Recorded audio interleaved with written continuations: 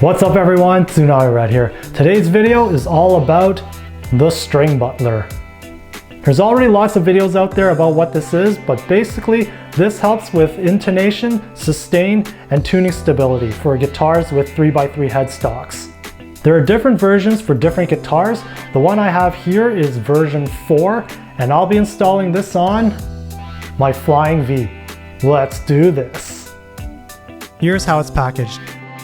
On the back is a description of what it is, and inside are further instructions, as well as suggestions to use a new set of strings, don't use a string gauge over 46 for this particular model, which isn't really that heavy of a gauge, and don't over tighten your nuts. Here's the String Butler itself. It's version 4, black on black, and also 2 plastic washers. First thing I did was take off the strings and also remove the nuts for the 2 E-string posts, and also put on the plastic washers that were provided. Once all the strings were off, I tried my best to put the String Butler in place, centered with the headstock, then tighten the nuts. Not all the way, but enough to hold it in place. I saw in another video that the D and G strings should be installed first, so those were the 2 I started with. You'll see after installing the first string, the tension of the D string moved the String Butler off center, possibly because I didn't tighten the nuts enough. And unfortunately, I didn't notice this until after I was done, so don't make the same mistake I did. Stringing the rest wasn't anything too special or tricky, just make sure the strings catch onto the rollers on the String Butler. The whole thing is kinda like one big roller string tree for 3x3 headstocks. So the string tension, combined with the nuts not being tight enough, ended up making the String Butler off center with the rest of the headstock. The strings and the String Butler are firmly in place, and the only way I can make adjustments is to take them all off and start over again. But after playing it for a bit as is, it seems like I can get away with it, and most importantly, the string pull at the nut is much straighter, which is the main thing the String Butler is meant to do. Okay, now it's time to hear how it sounds. Here are some before and after clips. I purposely came up with licks involving open strings to help gauge intonation better. Here we go.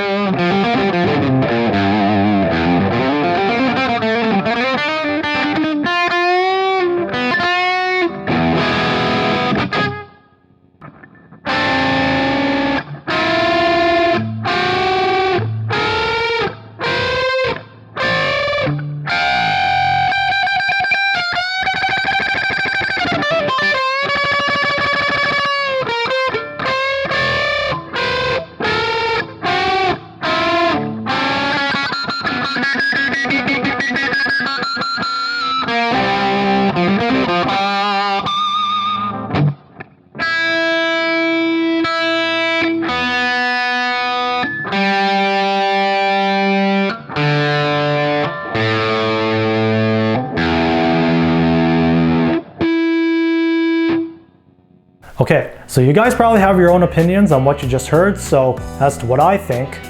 First and foremost, in my opinion, guitar manufacturers should be designing 3x3 headstocks in a more ergonomical fashion, where the string pull is straighter at the nut.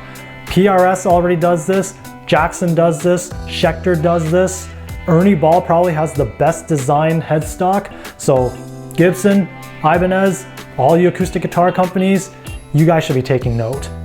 That said, I do think the String Butler does help with what it claims to do. Now I will admit, from comparing most of my before and after audio, it's a little hard to tell the differences. I don't know if that's to do with the nature of direct recording, maybe it's the copious amounts of gain I'm using, but right off the bat, there doesn't seem to be any obvious difference from what I'm hearing. But when I play acoustically without an amp, especially big open chords, it does sound better intonation-wise.